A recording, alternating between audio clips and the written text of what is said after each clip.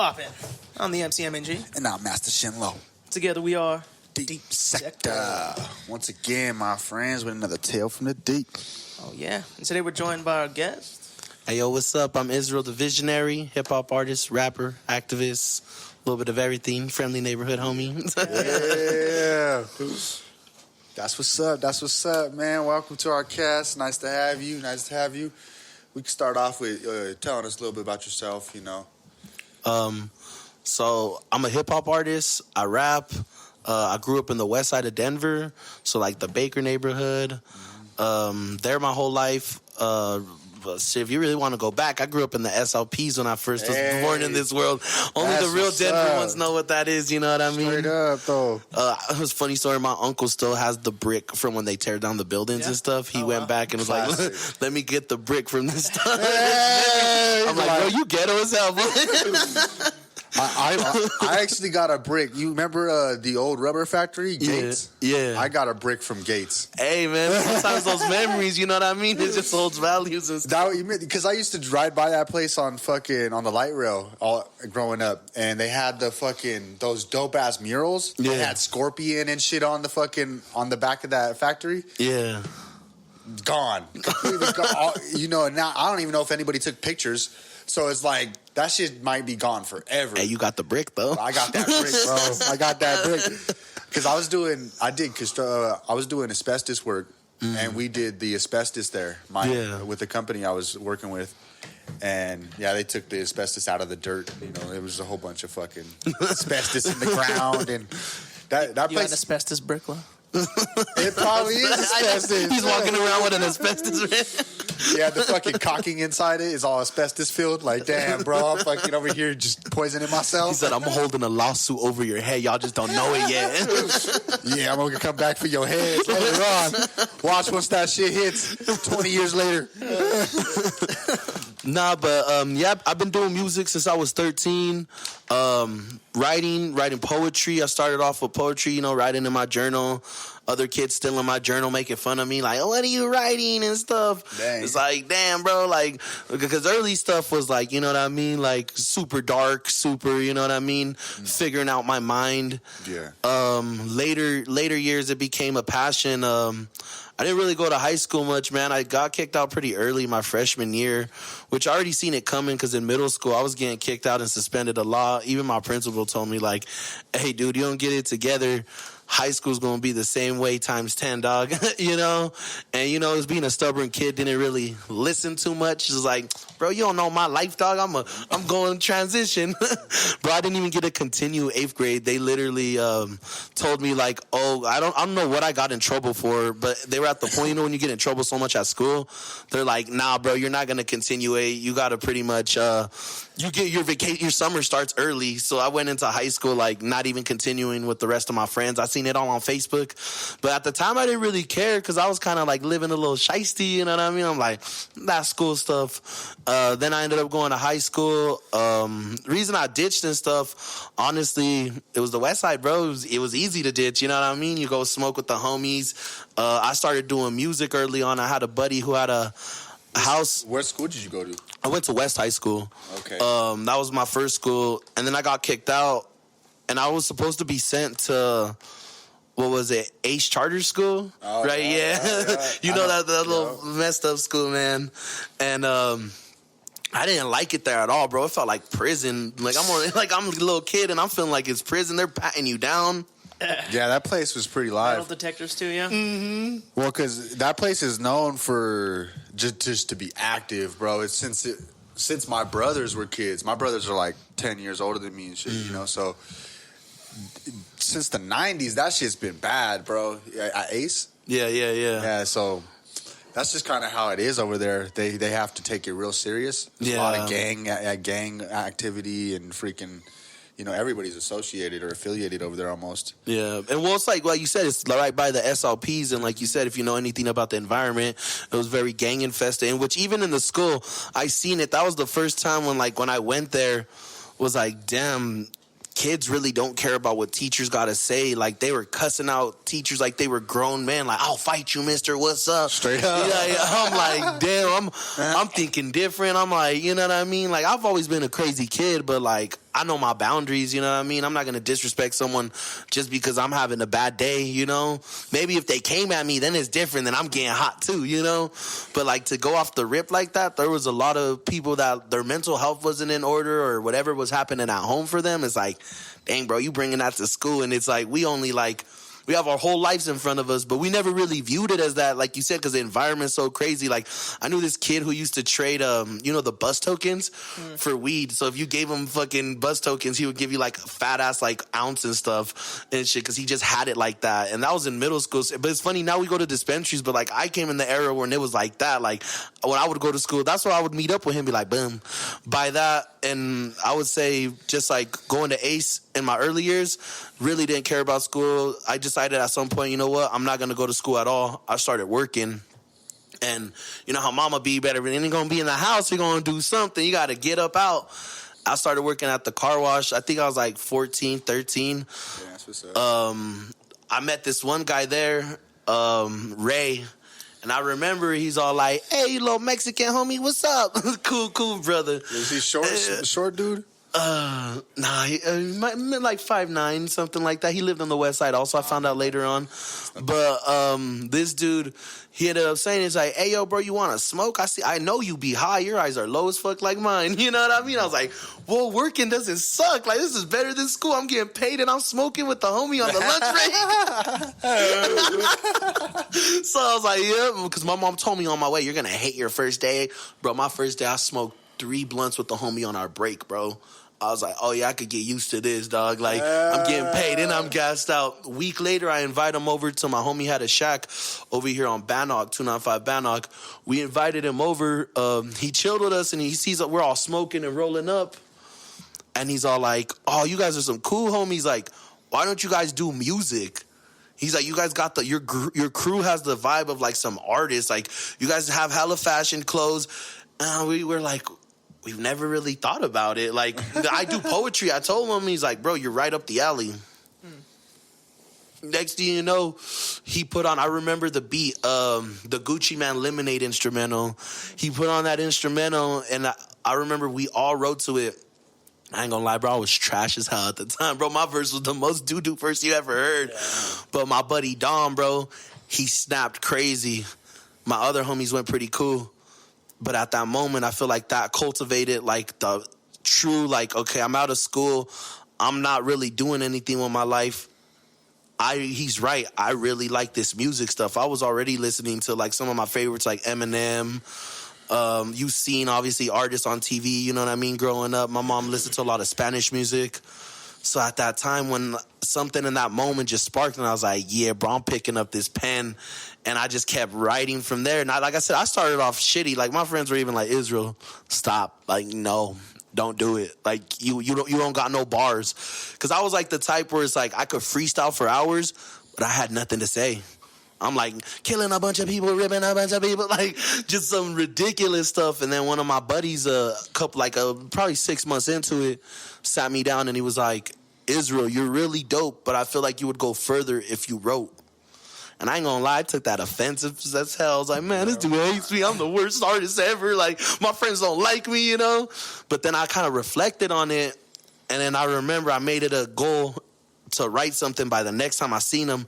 Probably took me like a month, probably like a couple weeks, but I worked on it that whole time. Came back with a written verse. And he's like, oh, you're actually saying something now. You can rap. You just be rushing it too much. You just be trying to say whatever. And then from there, those early ages of me like cultivating that for myself was all like, oh, I really can do this. Because then I used to get hurt when I would lose a phone and stuff. Because especially at the time I was like homeless and stuff. So when I would lose a phone, the only thing I had of value was my raps, you know. I used to get so hurt because I'm like, now I finally started writing. And for some reason when I started writing, it seemed like I would lose a phone like every couple like months, you know. And I'm like, fuck, like I just lost my creative inspiration. Like I'm not going to be the dopest. But then like next thing you know is like every time I lost a phone and then I came back and wrote more, I came back even nastier. It's like, oh, I'm actually saying some stuff now even more on a higher level. And I started to like really push myself artistically. And the only thing is like, I would say I never really went to the studio much, but I would say I'm a very strong songwriter. in today. And that's where you guys get me today is Israel the visionary, Israel the artist. Y'all got a songwriter at the table and stuff. So I don't know if that answers your question on the long end. That says a lot. That says a lot. I pretty much just asked you, tell us about yourself, and that definitely, yeah, that was actually very inspirational. It takes me back, to when I first started, and when we first started. He's the first dude I started rapping with. Like he was the first one out of all, like our circle of people. Like once I started really getting into it, he got into it with me, and then a couple other people who started getting into it with us, and then we even had a little group for a while. Didn't work out, and we kind of all went our separate ways, and me and him still do our thing. Reconnected back together. And that brotherhood, man, you can't kill it. Like you said, you started with him.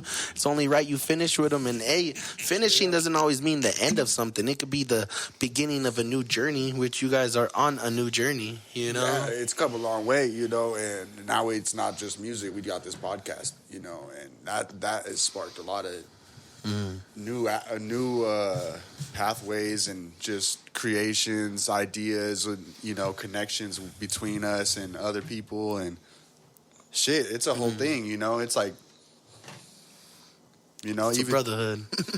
Yeah, straight up brotherhood, and it's been that way since we were kids. You know what I'm saying? So.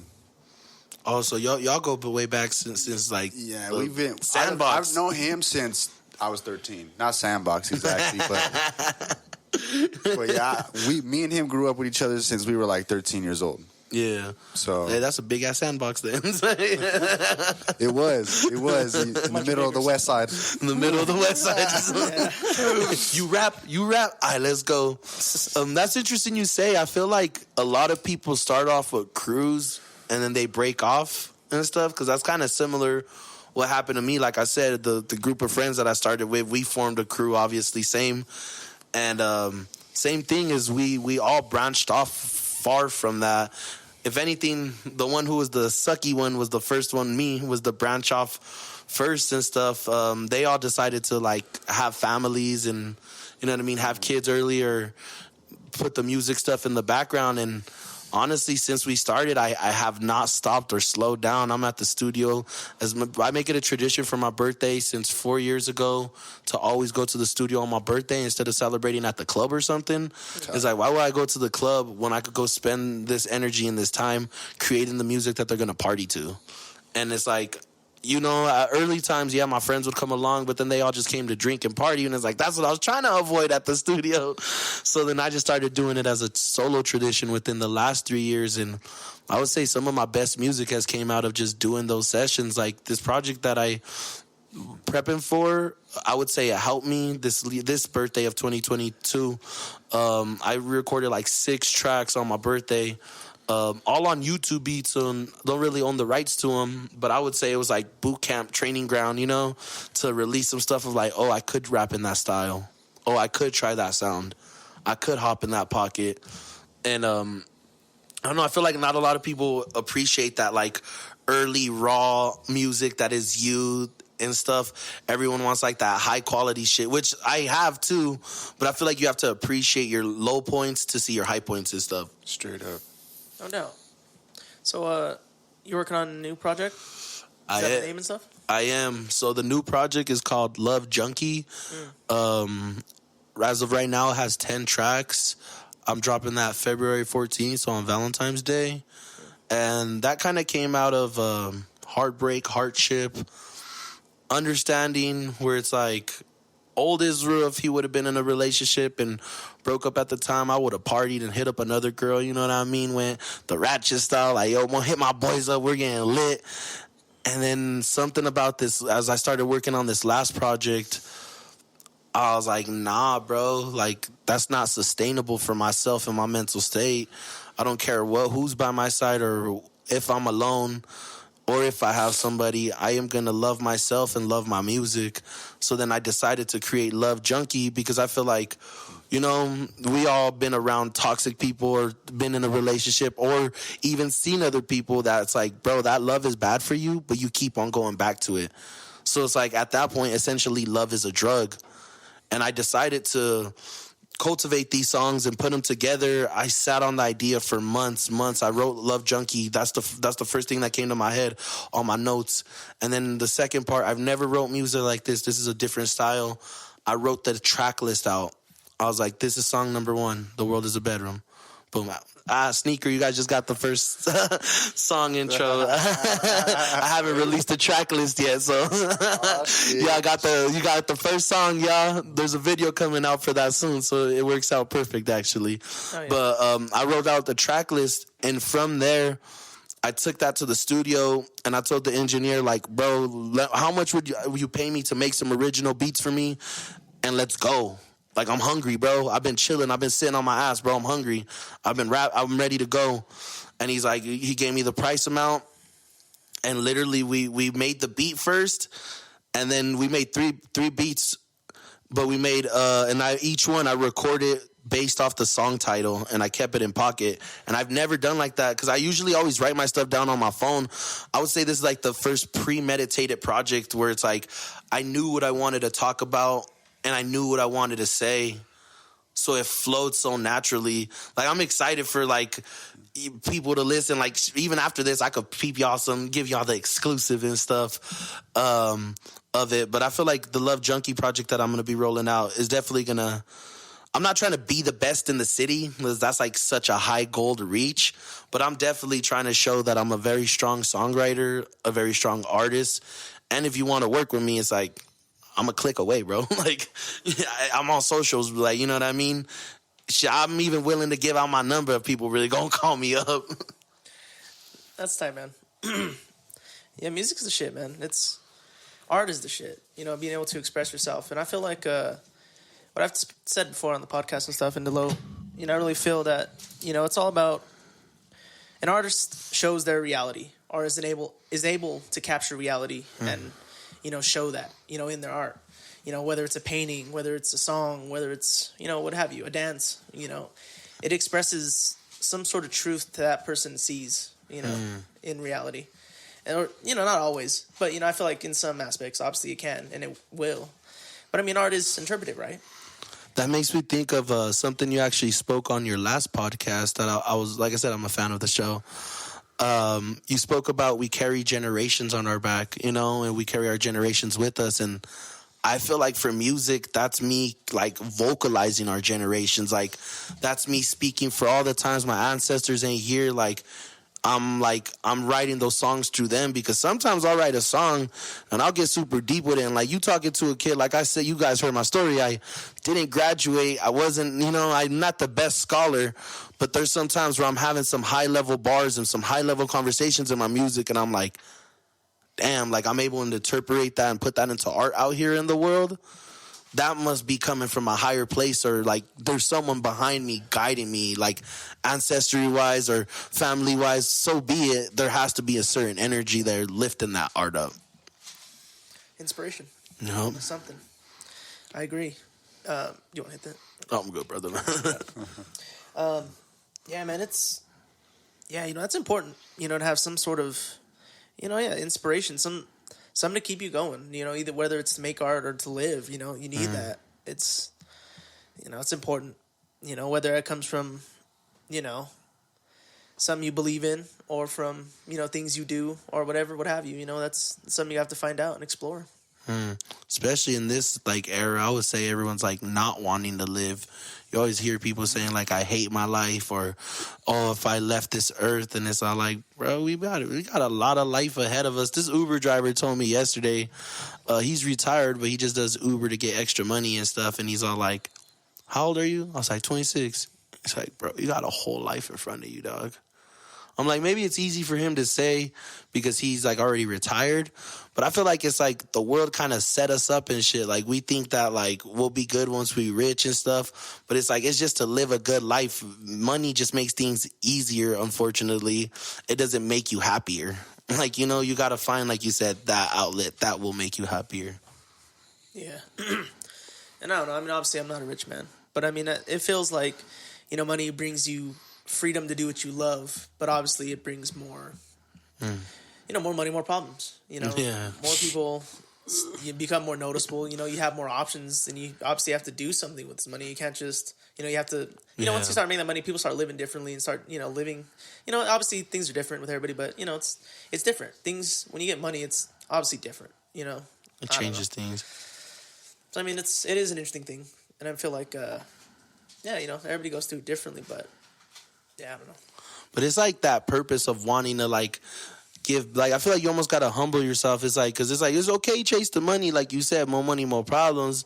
But it's like, are you gonna create more problems, or are you gonna try to find like solutions and outlets and stuff? Because like that's why I like being in like on top of my music stuff, I'm also in the nonprofit sector, so I help out with various organizations. I'm part of the Aspen Institute well-being project. And I would say that like humbles me, because when you see like the communities and you go back and work with the younger adults and you're like, he reminds me of me. Like you said, we're down memory lane. You start to see the community and you're like, I want to do, there has to be something bigger than all this, than just like collecting the money for myself. Because especially as an artist, like a rapper, it's easy to be like, I want the chains, I want the jackets, like, you know what I mean? But then some days I'm like, nah, like, you don't really want that. You just perceive those problems those are all problems that are going to be coming in your way. You get the jacket, now someone jacks you for it. You get the chain, you get killed. We just lost PNB Rock. Like, you know what I mean? It's like, it's material stuff. At the end of the day, it's like, that's why my latest drop that I just dropped, it was a single, was called Mental Health. And that song was created off collecting the data of the young adults and their voices, but also tying in some of my personal stories in there. Yeah, man, that's, you know, self-care is important. We'll start with that. But so tell us more about that, you know, because, you know, because I've worked with the Aspen Challenge, or the Aspen Institute before, with the Aspen Challenge in high school and stuff. Mm-hmm. But like, so that's pretty awesome that you've been, you know, able to go in and do studies and stuff through, you know, grants and stuff, right? Yeah. So I was able to connect and leverage my resources, because when I first came into the work of that field, I was an intern, and it's just about following up. I seen that I had those contacts in my email. I was still receiving emails, and I hit them with like, hey, I'm Israel. I presented myself as an artist, because any space I'm in, I'm going to be an artist. You know, I'm not going to be like, hey, I'm Israel. I was like, hey, I'm Israel. I still do music. I'm art. Is there any way that I could connect with y'all? And earlier this year, they were working on a well-being project. So defining wellness, we were going to interview a group of young adults, 16 to 24, collect data. And with that data, we were going to see, like, we're still rolling out the toolkit, so we're not finished with the whole project of it. We're finishing phase 1, which was the interviews and collecting the data. But me, like I said, I'm an artist, so I went above and beyond with the data. I was like, you know what? I'm going to make a song out of this. And they were like, okay, like, you know, sounds good. Like, how you going to do that? Like, it's just data, you know? And then I used a lot of the key words and key phrases. So bienestar is one word that I use in the song, and bienestar essentially means like you're good with yourself. You're right. You're well-being. Sad boy vibes was one of the key quotes that I created through the notes that we found, that a lot of young adults don't know how to express and be like, hey, I'm sad. So like we kind of made like a little joke out of it. We're like sad boy vibes and stuff. That's what people would say in this generation. Instead of saying, hey, I'm sad, they'll be like, I'm on my sad boy vibes, bro. I'm gonna put some music on, little Drake emoji and stuff. Because ain't nobody gonna open up like that, because it's not cool, or like it's not acceptable to be like, I'm having a bad day, I'm not feeling right.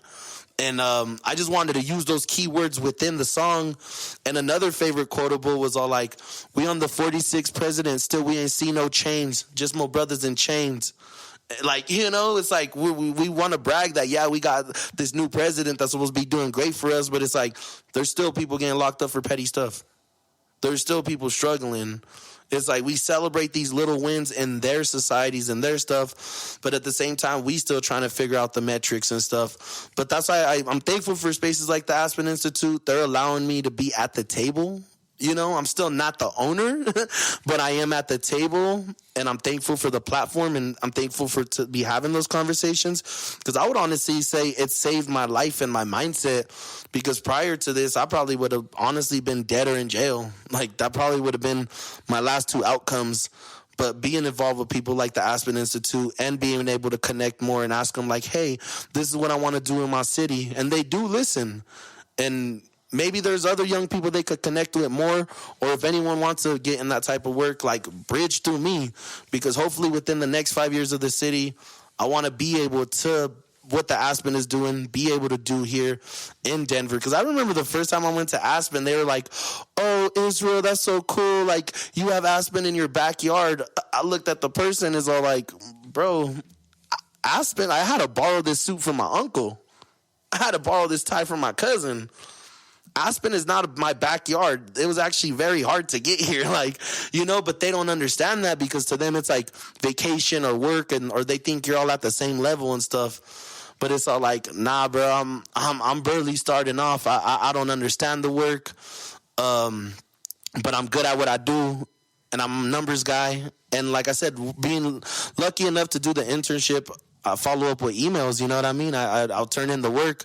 But to say that, like, I haven't figured out on the grant side, that's honestly something I'm still trying to figure out, because I want to be able to, like how I asked you earlier, is like, oh, they should have a grant for podcasts. Like, young adults want to do podcasts, go ahead and fund that, put it on their dollar, and let's go ahead and have the conversations and stuff. You guys are already having deep conversations and stuff, but these organizations say they want to help people. Why not help people that are doing the great work in the community, having these conversations, rather than just putting it into something that's not going to bend, like, you're not going to see directly. You know what I mean?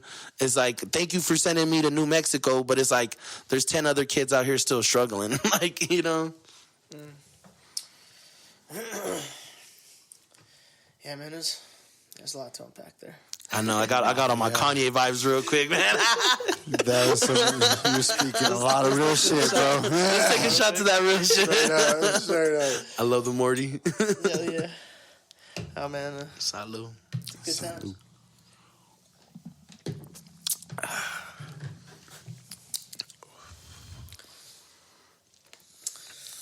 Yeah, man. So,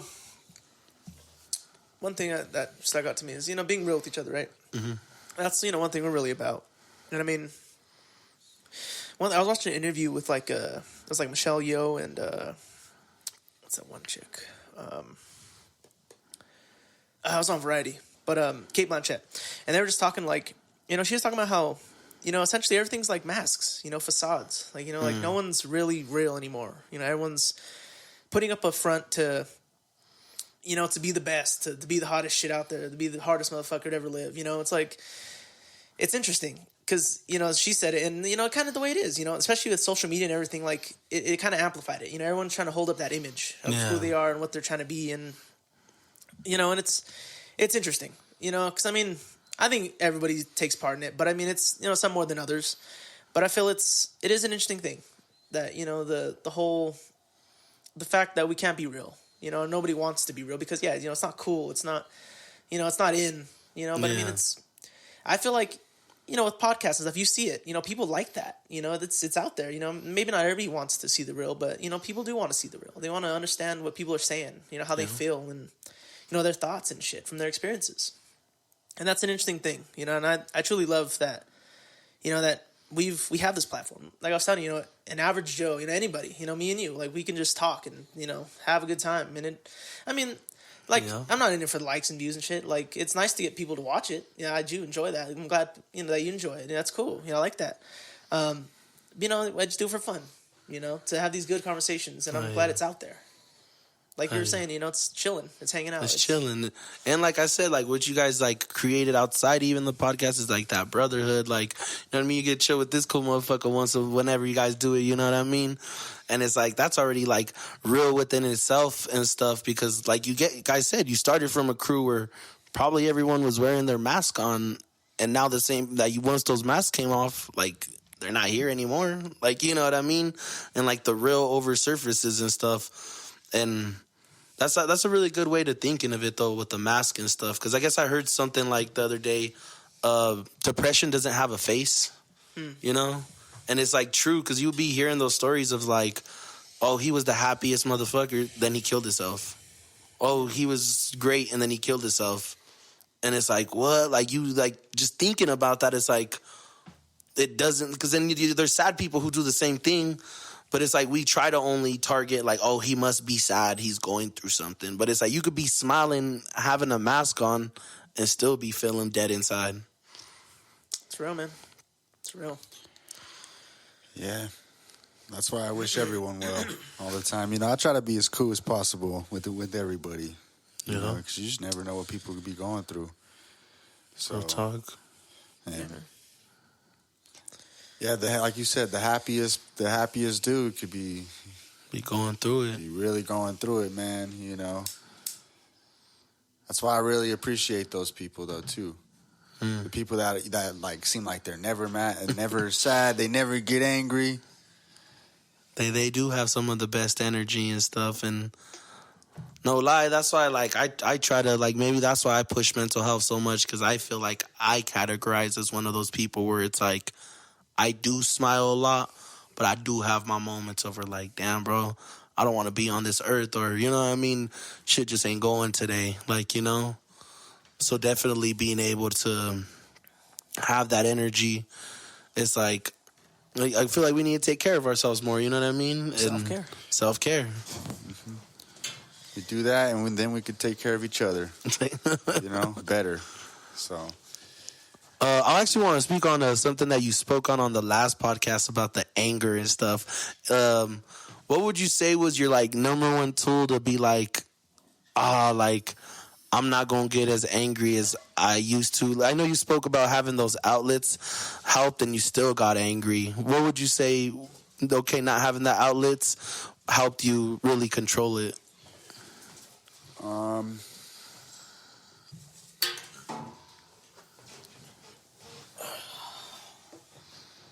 you repeat the question?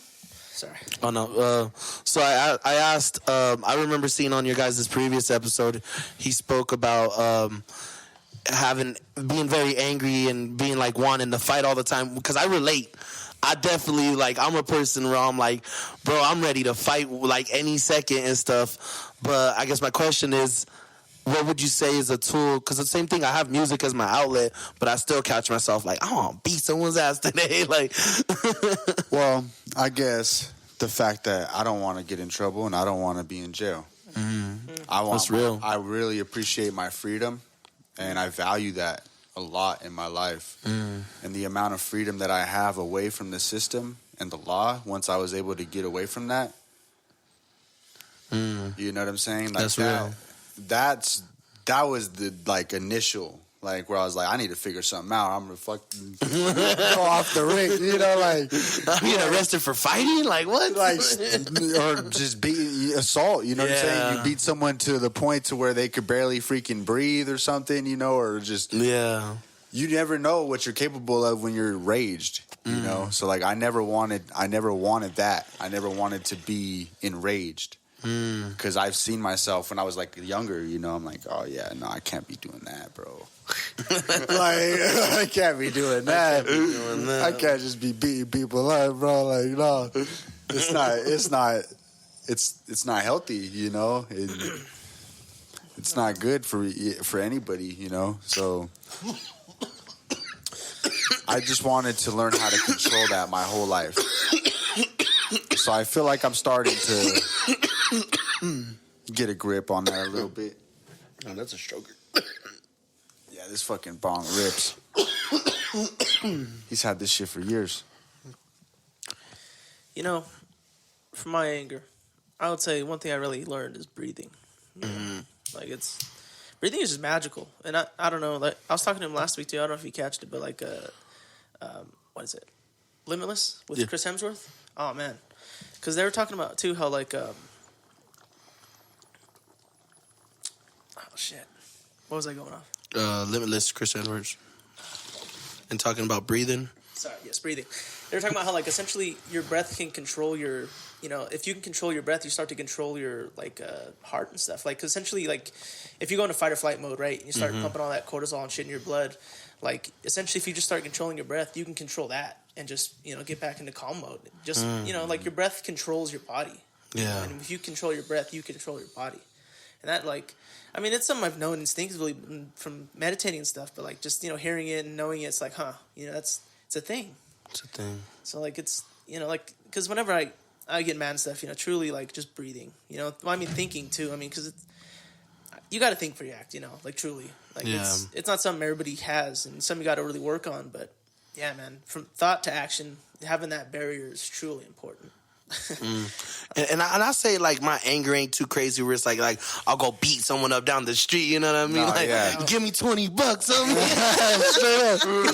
Get my lunch money. Man. Debo's here for his chain, dog.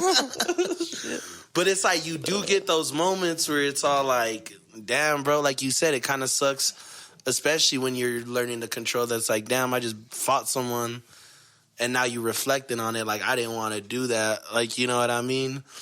Not to speak on it too much. Little situation with a family member. Shit went left. I had to put pause on, bro. And it's like later on, like he came at me. So it's like, there's like no way around it, you know what I mean? But then later when I reflect on it, I caught myself like in the room, like really feeling down and out about it. Like, I didn't want to handle it that way. Like, why couldn't he control his anger, bro?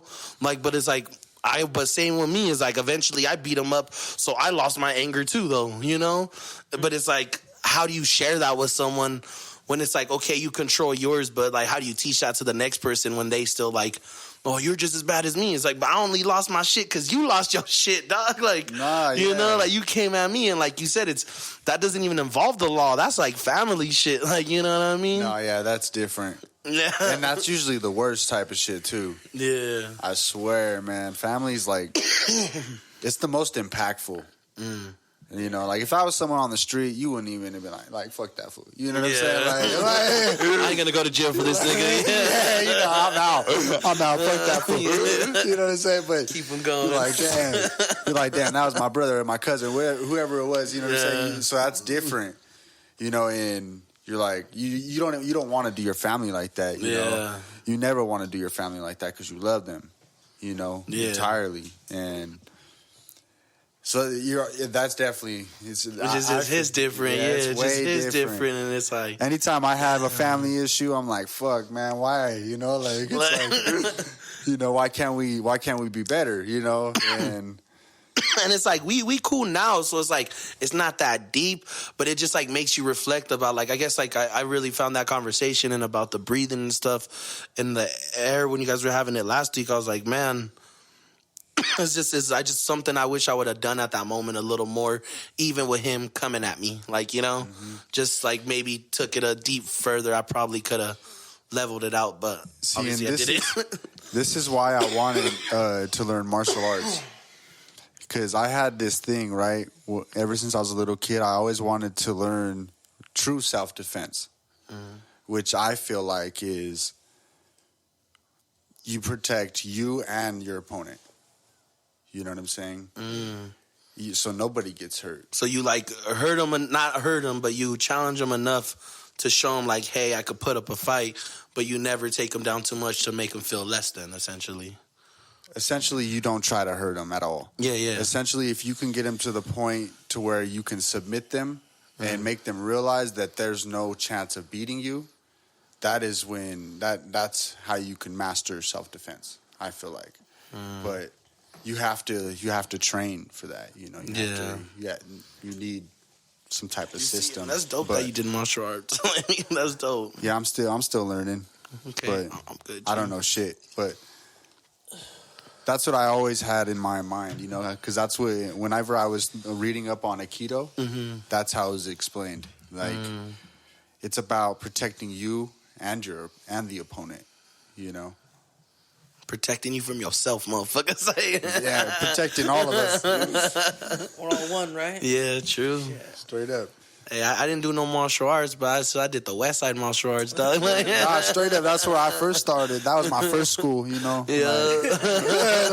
Getting it in the bathroom and shit. What's up, homie? Straight up. Hit in the alleys. So we first met in like 7th, 8th grade, at Manny, Yeah. So yeah, Manny's a lot of fun. And you went to Manny, so you know how crazy it was. That was just as bad as Ace. I feel like that was preparing us for Ace. That's what I was talking about. Manny Martinez, whereas I didn't get to continue it because, like I said, it was bad. Man. It's like, at least that first year, it was wild. Fights bro. They were fighting the high schoolers. Chairs out the window. Oh yeah. Teachers fucking. Yeah, it was bad, man. It was getting beat up. Yeah, it was so bad. It was wild. Shit. Crazy story is one of the teachers from Manny actually a few years later hit me up, not on like no fucking weird shit. She was like, hey, I see the work that you're doing. I remember you were a bad kid in class. And I apologized to her. I was like, you know what? Because I remember a specific moment being so obnoxious in her class, bro. And like when she hit me up on Facebook, I was like, I was working with the Denver Metro Chamber of Commerce at the city for the time. I was like, hey, this is what I'm doing. I'm helping out the youth. And she's like, you know what? I'm so proud of you. I remember you were a badass little kid in my class. I was like, I'm so sorry, Miss Johnson. I'm sorry, Miss Johnson. Like, for real. Like, I was like, now I understand. Like, you know what I mean? But it was cool for her to hit me up, like, years later. Like, damn, she remembered my, like, because I remember when she told me, she's like, one day there's going to be a curly head kid in your class, and you going to be trying to teach something, and you going to be annoyed with him. And I was like, I don't give a fuck. Like, at the time, you know, like, I was a youngin' and stuff, man. So for her to, like, find me on Facebook and stuff and see the work that I was doing, that shit was tight. That shit was definitely tight. That is tight, bro. Yeah. You're definitely doing some great things, man. I appreciate your person and just your character. You know, you definitely a good dude. You know? Appreciate you, brother. So, yeah, it's nice to have you around. Just joining us and taking some shots, smoking a blunt.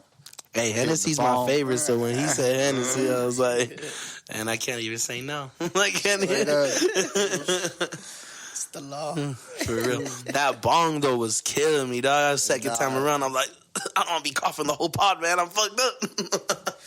Yeah, man. That shit hits. That shit hits. You don't even know it either. It's just it going. sneaks on you because I thought I was cool. 10 minutes later, I'm like, I'm still coughing, man. I just hit that shit 10 minutes ago. Yeah, it's sneaky. Yeah, you don't know how much you're taking in. You don't even realize it because it's like it doesn't even feel like nothing. For real. And then you lift it and you're like, oh shit, that shit's still going? What? Like, there's a lot in there. Like, oh man, shit. Yeah, man, I appreciate you coming through. It's been a good time. Yeah. Oh man. So, man, musician. Would you say like what you do is like activism, or what would you say you do? Is it just doing what you do? The reason I would call it activism, that's what they titled it in like the nonprofit world. But artistically, I would say I'm just like an artist. But when you merge the two, I would say like I'm just a motherfucker trying to figure it out, dog. Like that's what I would title it, bro. Because motherfucker trying to figure it out. For real, bro. Like I guess I used to hear these stories of Tupac, and I feel like I'm very similar to him, where it's like he would have these, like, he was super woke trying to help the community, but then he also had his West Side moments and stuff. And it's like, unfortunately, I grew up where I grew up, so I still talk the way I do. But also, too, I know that this world has certain structures and rules you have to follow, you know? So I also learned how to, like, maneuver and walk through those doors. And, like, because, bro, if you see me in a business meeting, you get a whole different Israel, you know what I mean? And that's not me being fake. It's more like, nah, I'm here to work. I'm here to put in, I'm here to be professional. I'm here to put, this is the way I gotta show up. Let's get it. And it's like, I just know how to turn it on. And like, I'm trying to use it to my advantage and stuff. Like, I don't want to be like the typical rapper where it's like, I'm at the club every week and I want to be doing business deals. I want to be doing like community runs, like feeding people in my community, bro. Cause it's like, there's people living on Section 8 still when motherfuckers are bragging about getting mansions. That's cool. You got your first million, but yo, people still starving. Like, you know what I mean? All these fools are flexing about little things, or like they're trapping. Like, I seen some dude put up a post. I ain't even gonna say the name, but he was flexing that he bought a car from like trapping and shit. And it's like, you grinded all that just to get a fucking car. Like, you couldn't do nothing more, like start a business, sustain yourself. Unless that car's gonna Uber him around, like you going to work Uber. I can't even hate. But it's like the things that we chase when we're like. And I don't blame our people. I blame it's the way that we were brought up, you know? Like you spoke earlier, it's very competitive. Like, you know, this, that. And it's all like, I just feel like there needs to be more love and appreciation. Like, don't be mad if another person has a platform and stuff. Like, show them love. I feel like there's like too much competition. Like, oh, my platform is better than theirs. You should come over here. Or you should do this. And it's all like, bro, if we all work together, we would have a way bigger thing in the city besides just Denver, and we would be able to travel to Miami. We would be able to travel to LA. We would be among the no jumpers. Like, essentially, because all they got is people watching them. That's really what they got, and they have their community. Not just watching them, they built that community of people that all know, like, hey, we could trust these people. And that's what, like, any platform and stuff. And I feel like that's what I'm trying to do out here, like, artistically, and even just, like, lift the vibration of the city. Because, like I said, I grew up like a kid who didn't give a fuck and how to work at 13. I don't want that for the next dude. Like, if you want to go to school, go to school. Or if you do want to work, figure out, like, a plan and start a business on the side and stuff. Because it's like, but they don't tell you that. It's like, you know, you get your parents, your people, like, you're messing up. Like, that's all you hear. Like, that's all you hear. You suck, you suck. You don't hear, like, hey, that shit sucks, but you gonna figure it out, dog. That shit sucks, but maybe you could do this while you're doing that. Because you already made the decision. People act like once you fucked up, what's going to help me is telling me, hey, bro, you know you fucked up. Right? Yeah. No shit, bro. Like, I know. Like, you already making me feel like, bro, I'm trying to figure, like, you got a plan with me? No? Okay, I got to go figure some shit out. Thank you for the advice. Like, you know, keep it fucking pushing and shit. And that's, like, honestly the message I'm trying to, like, spread out here. Artists, activists, like, you know, human out here trying to figure it out. Oh yeah, man. That's some real shit, bro. For real. I like your approach because you're from the hood. So you have, if certain people hear this shit, you know, I feel like it'll speak a certain type of way to them. Mm. You know, we need more people like you in this world, especially in just, you know, in the neighborhoods, and because I feel like you, yeah, just like I said, you know, just the way you approach it, yeah, you'll be able to reach them, you know, the people maybe in prison, getting out, you know, been there doing fucking long time. Hey, because those are my cousins and homies, like you're saying, like, you know what I mean? Like, I've been around them, but then I was thankful enough to open up opportunities for myself and be in business meetings. And I've sat next to mayors. I sat next to CEOs. I've been told by mayors, like, I love your poem. I love what you wrote. Like, but I've also been told by the hood motherfucker who's probably on the run, like, hey, bro, keep rapping. Like, you know what I mean? That balance of both sides. And it's all like, they're both one and the same. Only one person over here unfortunately had more opportunities, and one person over here just did the best of his resources. Mm-hmm. But it's like, I'm going to treat them both the same, because it's like, hey, once I clock out of this job, this motherfucker's giving me the place to stay on this couch. That's my brother, dog. Like, you know what I mean? It's all love and family and shit. But these people are employing me. So it's like, you got to figure out what you want in life. I feel like that's the one thing people don't talk about anymore. Like, what the fuck you want in life, you know? And it's like, because it sounds like cliche. People always want to act like, I got it figured out. I got the plan. Especially like with the social media age. I feel like the phone, like, you know what I mean? You said earlier, is hiding behind those facades. It's easy to look like you're doing good when you're doing bad. Like, you hear those motherfuckers who'll be like, oh, I just spent the last on the studio, but motherfucker can't pay rent next week. And it's like, but I don't blame him, because I've definitely been there too. So it's like, I'm not hating. Like, I've been in the position, but then it's also sometimes it's like learning sacrifice. It's like, maybe this month I can't go to the studio, but I know that I wrote so many songs this month that when I do go, I'm going to make the best of my time. I probably looked at the dictionary 1 or 2 times. I watched a bunch of YouTube videos. And I feel like all that knowledge is stored in your mind. Like, I don't know if people appreciate their mind enough or what the fuck, but it's like your mind is stronger than it thinks. Like, you know what I mean? Like, even like with work stuff, like, I feel like you get those people who are like, you know, they say, oh, you're overstressed at work. I feel like I was always that cool motherfucker where it's like, I'll get the job done, but I'm not like, don't be that boss all up on my ass. Like, you see, I'm cleaning up the floor, motherfucker. Like, don't start yelling at me and shit. Cause and then you see the other fool cleaning the floor the same way. And he's like freaking out. I have to clean the floor for the 3rd time this week. Like, bro, chill, bro. I'm doing the same shit, dog. Like, you just pick up on those little shit on life, dog. And it's all like, nah, bro, I'm trying to be like you spoke earlier. Chill, motherfucker, and just live life. Exactly. Hell yeah, man. Do you know about the Ford agreements? I've heard about them. Haven't studied them deeply, but I've heard about them, yes. No doubt, man. You know, be impeccable with your word. You know, don't take anything personally. Don't assume. You know, and always do your best. It's interesting stuff, man. Like, the book's pretty good. It highlights some really interesting stuff that really, like, I feel it really paints an interesting perspective that I agree with. But And you got to read it, but it's very interesting. And And I think that's like I said, where I've heard about it, but didn't study it much. I heard about it like Dizzy Wright. I think he had a song called The Four Agreements, and that's what made me Google. I went to go look it up. What is The Four Agreements? Then I seen the book.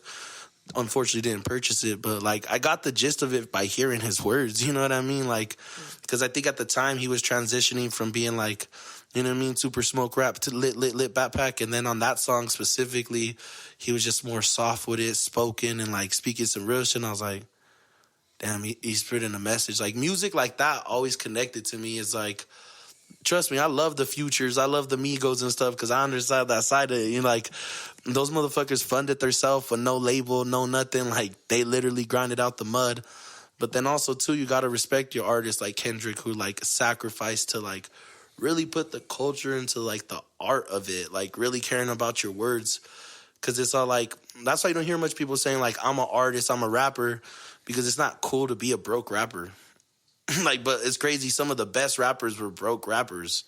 If you really think about it, Kendrick was broke as fuck in his mama's car. Kanye West was a college kid broke, but writing the most. He was broke, but he was just stupid. You could be broke, but not stupid. You know, he has so much knowledge to share. Big Sean, I remember this story of he said when he first got signed to Kanye told him not to work for a year and lock himself in the room, and you know he's living at his mom's house. Like, bro, I don't know if my mom's gonna like that shit. I'm like 17, dog, about to be 8. You know that time where like you're gonna get kicked out. And he remembers a memory specifically. He was like so down and out about it, but he was recording all this music with him. And he went to McDonald's one day. He tried to buy a burger. He was like 50 cents short. And he was like so pissed because he's like, this motherfucker Kanye has been promising me all year. You know what I mean? And like the guy at the, like it's something little, but it was so significant to him at the moment. The guy at the counter was all like, oh shit, you're Big Sean, dog. Bro, we got you. They hooked him up. And like he said, like he was thankful, but when he walked out of there, like he almost teared up, bro, because it's like that person doesn't know that like I'm not really making no money off this shit, but I'm known by the public. Like, you know what I mean? And it's like, that shit I bet you that has to do something to your fucking ego, dog. Like, you know what I mean? It's like, you're this dope-ass figure trying to change these things, but it's like, sadly in this world, like, and maybe that's where my activist and like entrepreneur side comes in, because it's like, I know without money, you can't really change things on a bigger scale. Like, you know, you might be able to change little things about yourself and be a better person and, you know, share that to the people around you. But like, on a bigger scale, that's why like, when you get to that level, you just have to do good, bro. You just have to do good. There's too much bad out in this fucking world. Yeah, if you really want to keep doing it, right? Yeah. Because if you don't, you fuck up. And you fuck up. Who's going to be doing it? True, because then you could easily, like, that's the thing You about could good and lose bad. it. Yeah. Easily flip if you don't control that anger. Yeah, Like, man. Yes, yeah. That's why I really admire Nipsey Hussle. Yeah. Nipsey Hussle was really that like hood type figure. R.I.P. R.I.P. Definitely. Nipsey. And yeah, he represented a lot, impacted a lot of people. So. And that's like, I feel like even like past artists, there's like motherfuckers like Joe Rogan, Mike Tyson, like, you know what I mean? It's like, look at them. They had a hard ass life in the beginning. It's like, I feel like people, especially like when you're going through it, is like part of the mental health shit. Is like, bro, real life shit's gonna be bad before it gets good. Like everybody just wants everything to be good. Like sometimes shit's gonna be fucked, but there's gonna be time things gonna be good. So enjoy the good too and stuff. But it's like how you build and bounce back from that in this world. Exactly. What's the say over there? It's like, not how many times get knocked down, how many times get back up. Oh yeah, it's fall down 7 times, get back up 8 or something like that. It says on that. Nuh-uh. The Goku one over there. And it was crazy. Goku's my favorite character. Like, cause, like, bro, growing up, you know, Dragon Ball Z was the shit, bro. Like, you know what I mean? But like, I guess like even the storyline, like, if you really think about his character, there's two versions of him right there. You see right here, the audience might not be able to see it and stuff, but it's like the version of him with the black hair is just him chilling. Like, you know what I mean? Like, dorky, funny dude. Like, when you see the show, it's like he's a funny dude. Because, like, he be eating all the time, fat-ass motherfucker. But then it's like when he goes Super Saiyan, when he's focused in, and maybe that's why rappers quote, like, I'm going Super Saiyan and stuff. It's like when you go into that character, it's like you got to boss up. You're still the same motherfucker with the black little hair and stuff, but when you go Super Saiyan, bro, you're ready to go crazy and stuff. And like, I ain't gonna lie, I fucking did my hair blonde one time and shit. I didn't say like I'm going Super Saiyan on some cheesy ass shit. Like, don't get me twisted. Yeah, bro, quit lying. He was trying to be Goku in the mirror.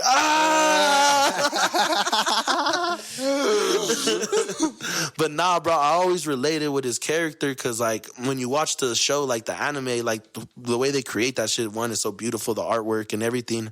But I feel like they have this duality of like good and bad because Goku understands that he has all this good, but he understands that his Saiyan race comes from a people of warriors and fighters and destroyers. And I guess it made me think about like what you said earlier.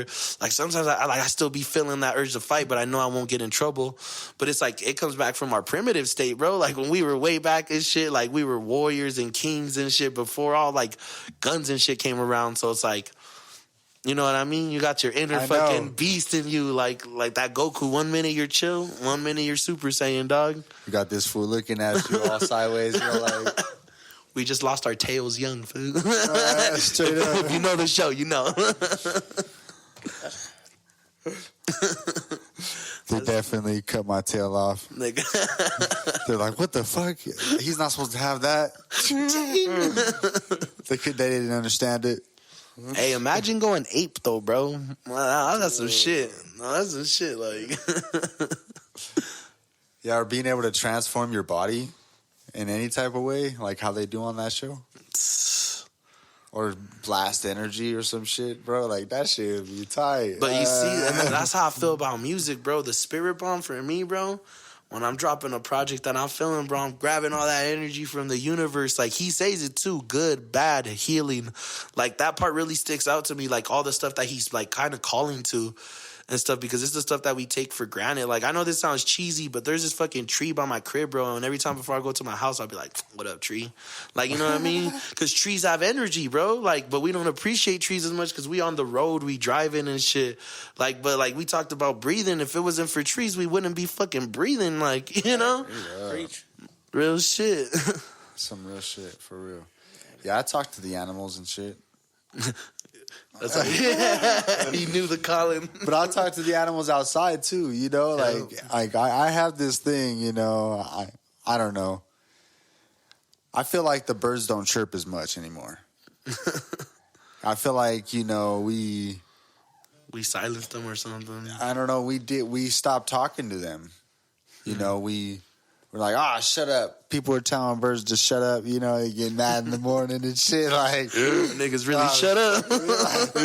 Fucking pissed off because there's some birds chirping at that window. They're just trying to say, hey, good morning, homie. You know, like, hey, wake up. Come get up. Get up. It's time to wake up. Daylight. Come check out the sun. And then people are like, shut up, shut up. So birds, they probably like, oh, shit. All right. After a while, you know. I started because like one day I was just chilling here. I mean, I was tripping. Don't get me wrong. And I was like, man, these birds are chirping. So I swear the birds don't chirp that much. I was like, this is crazy. I think they're only doing this because I'm listening. When you tripping, you hear everything extra. I swear to God, you hear those echoes and some low shit. That's how that's some real shit. But that's how I felt. I felt like the bird, you know, because my animals talk to me because I talk to them. Yeah. You know, and I'll sit here and as much as I talk to, or they talk to me, I talk to them. I sit there and respond, you know, and just like I have full-on conversations with all my animals in the ways that we communicate. So why treat the outside ones any different? Exactly, you know, and I swear they be talking to me, bro. I swear they be pulling up. Like crows, I talk to crows especially. They're like my favorites. They pull up on me and like, caw, caw.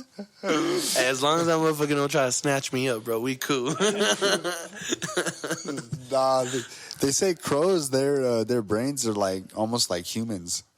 They remember faces, huh? They remember faces Yeah. and shit. Yeah, and They could curse you for like generations or something like that if you do them dirty, I think. dang, nah, that's why you got to be peaceful, Yeah. man. Here's some snacks. I got you for life, dog. Straight up, bro. Hey, much love, much love. Hey, yeah. I mean nothing. I mean no harm.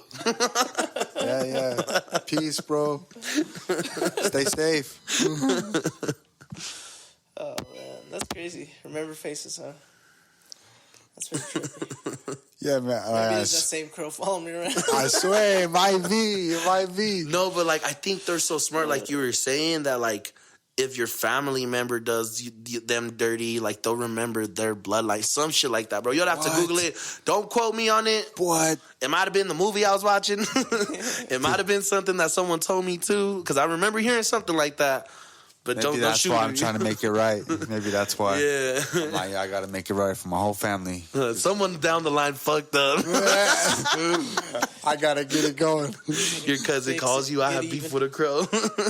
Like, damn, it was you? Fuck. I should have known.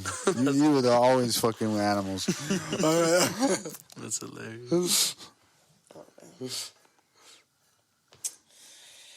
Oh man, what a world. Cats are my first ones, though.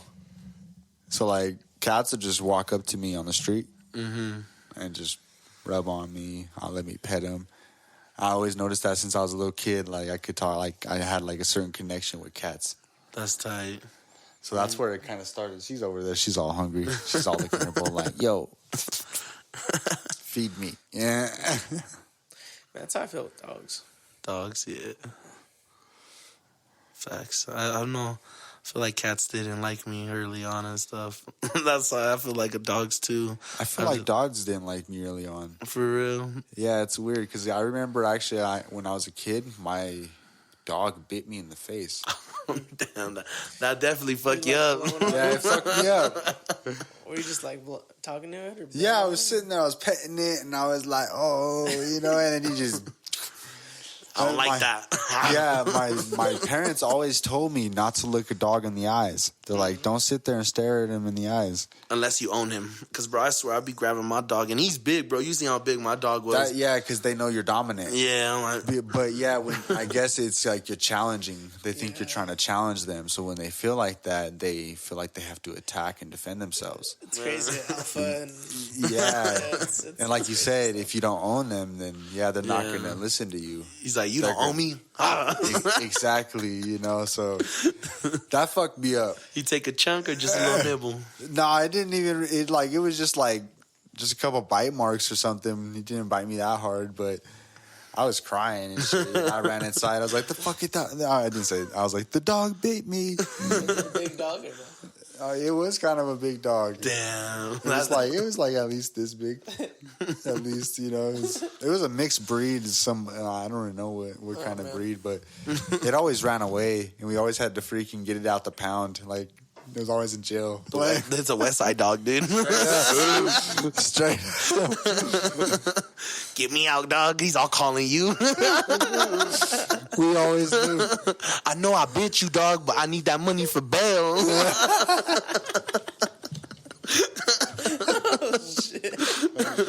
He's like, you gotta get me out. I got you, dog. I got you. I swear I'm not gonna bite you again. I swear. And I'm going to need a couple bones on the side, dog. Get me started. Oh god. Take a shot to your dogs. Straight up. Let's all line them up.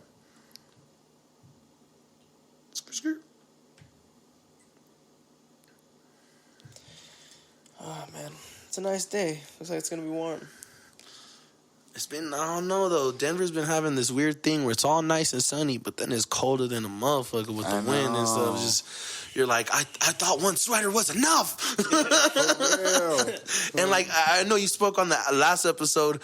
I feel like I dealt with the same thing when I was younger, bro. I used to walk out with my shirt off in the winter, dog. Right. Like, Shorts you know, and shit. shorts, like, or because my auntie lived nearby and shit, so I'm all running to her house with no socks on, like, hey, auntie, I need this. Like, you know, you know, like, run, old school, bro. Like, you ain't from Denver unless you ran with your no socks on in the snow. Straight up though.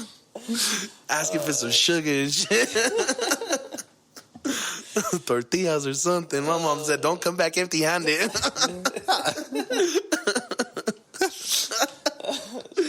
Oh, fuck. Shit, salud, my brothers. Salud. Salud. Deep sector. Yeah. Sector. Just coming through, fam. Oh, yeah, thank you for having me. Like, honestly, as an artist, I love the platforms like this and what you guys are doing. And like I said, I love podcasts in any type of form. So it's like, I'm here to support, show love, pull up, you know what I mean? See what y'all doing. I love what y'all doing. I love that, you know, you're welcoming us to the place. Thank you for space and energy. Definitely, you know, been having a good time. Yeah. We'll cut it here, but do you want to let people know where they can find you and stuff? Yeah, you can find me on Instagram at Israel the Visionary. I'm on Spotify, Apple Music, SoundCloud, and YouTube under Israel or under Israel the Visionary. And if you in the city, you could honestly find me at an open mic. You can find me through the city. Don't find me with no bullshit. Find me with some real stuff, because it's like, I'm trying to build, bro. I ain't here trying to beef or start no dumb stuff. You can find me out and about. Probably catch me on another podcast with these guys if they welcome me back. And, Of course. you know what I mean? Thank you for the platform, brother, man. Of course, man. Truly appreciate you coming through. Thank you again for joining us. Yeah, And I'd love to have you back. yeah, definitely. You definitely got to come back. Yeah. Share more music, more growth, more ideas. I'm gonna play some music for y'all You got after the anything you can stream. spit real quick? Yeah. Oh, off the top? Or like Yeah, something you have written or whatever? Oh, something unwritten? Anything, man. Whatever you got. Let's see what I'm working on. I got you. Hell yeah. No lie, I was almost going to be like, are we going to start this off with rapping? I know my brother used to rap. Song with the beat, no beat. Do if you want to do no beat, No probably beat. cool. Acapella. Hear your lyrics. Yeah. I'm trying to see which one's my... I feel the pressure. Like the pressure never ends. I'm smoking lowly to roll up dolly just to ease the stress. My mind thinking my heart is hurting, I need a win. Yeah, I need a win. But life ain't easy, I'm out of breath. Feeling wheezy, feeling pressure. These diamonds need me, I'll make it famous to blow up crazy. Two pair of twins like 9/11. My mind is severed for the bullshit flying out of Denver. It's like I try, but still do no better. I hate the pressure, I hate depression. Yeah, it's fucking with my head. Like I had to work hard, work myself. Because we ain't made no trophies at the end unless you flipping off the shelf. We went from sitting on the shelf to hiding up on the net. You know we trying to go get it like who really next. You be caught up in a web. Like every rapper think they gonna blow up. I love the confidence. I'm just trying to figure it out in this life. Tell them I'ma get it till I get it right. We get it real through these real issues, fix it through the night. Visionary, when I write, consciousness, you couldn't see it collectively in this community. Stop all the talking and the shit talking and the blogging and get back to real life. When you realize these are my words through Israel's light. Hell yeah, man. Hell yeah. Fuck yeah, bro. Hell yeah. That shit's tight. That's what's up. Hell yeah. Heck yeah. I felt the energy on that shit. That's like- I was like, should I do that one? I was like, yeah, I'll do that one and stuff. This. Nah, you definitely coming. You definitely speaking some real shit, bro. And I love the message, and I love your style.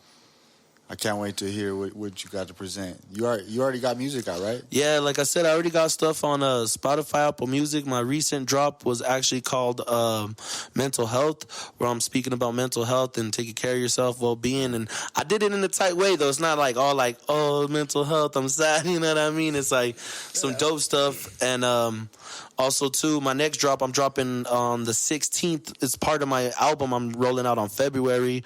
But December 16th, I'm dropping a song called Bad Gal that will be featuring Who Is Raj from GBL Studios and just a great around artist all on his own. I'm excited for that record. It's going to show my more like fun side. It's not like all bars and lyrical. It's more like I'm on my Drake bag with that. You know what I mean? I'm having fun, and you know what I mean? Because I do want to have fun with it too. I don't want to just make all conscious and collective stuff. Like I do have that side of me, but I also want to make some stuff where it's like, hey, I'm feeling good today and stuff. But when it's time, like maybe it's just with the times. Because a few years ago I dropped a song called Purging in America, and that's when Donald Trump was in office. So just go check that out on YouTube. Let's just say I got a certain call from the higher ups about that song, and I ain't lying. Like, you know what I mean? Like, them motherfuckers were not happy that I, like, the footage that I took, and it wasn't even super crazy. I wasn't dissing nobody. It's just I got super political with it, you know? You know it's real when the FBI at your mama's door about some of your music. Like, you know what I mean? And I ain't even a famous rapper, bro. Like, I'm like you said, I'm little old Israel. Like, you know what I mean? Just on here on the platform and stuff. But that was one song where it's like, I still have it up on YouTube. It hasn't got taken down. It's not demonetized. It's still out. So go check it out, Purging in America. That's on YouTube. The video is pretty crazy. Shot it, like, it's crazy. I shot it in 2 points in my life. One where I was able to borrow the mask that I used. The guy, he makes like these like real looking masks. Like it almost looks like human, bro. I can't explain it. Like I don't know the materials made out of. I know I'm rambling, but anyways, was it on social media though? You know the Crying Baby? Yeah. So he's the same person who made the Crying Baby. So it looked like that, but it was a Trump mask, and I wear it, and me and my homie pretended we kidnapped that motherfucker for the video on some hip hop shit, and I'm all rapping to that motherfucker like, man, we need change, dog, like some whole shit. But I didn't even. What's crazy, I never even dropped the original footage of it because that project got trashed. And years later, when the protest happened, I went down there and got some footage, and I went down there just to see like what's going on in the city. You know what I mean, bro? My little brother got shot with a pellet in his foot. Like, because some other guys behind us were throwing rocks, and, like, literally we were in the crossfire, and it's all like, yeah, he couldn't do shit about it because there was technically a lockdown. Remember that? Like, during the pandemic, like, you couldn't leave the house. Nah, bro, we were outside. We went down there. We went to see what they were talking about. That shit was crazy. But because the only reason I was down there was to shoot a video and to see, and also to protest. Like, obviously, I cared about the issue that was going on at hand. But it's like, I wanted to document, like, you know what I mean? I'm a creator. I wouldn't say I'm a YouTuber, but, like, I like to, like, because I even got other footage where it's like I didn't put in the video just to be like, there was these two kids that were standing on the top of a car. There was kids down there during the protest, and these cops were just shooting pellets around. At any minute, it could have hit one of those kids because they're just shooting like crazy, which they did hit a kid. My brother was like 18, 17 at the time. Like, you know what I mean? Like, so it's like stuff like that, bro. It's like, that's why I put that video on the song and was able to release that. And that's what I'm saying for my next project, though. I got a little more honed in with it. All these songs are all original songs. It will be dropping February 15th. Like I said, Israel on all platforms. And once again, we're here with Deep Sector, and thank you for having me. Thanks again, Israel. Thank y'all for watching. Like, share, subscribe. Tell your friends. Until next time. Peace and love. Peace. Hey. Hell yeah. Thanks for coming through. Shit, hell yeah. Thank you guys for having me, brother.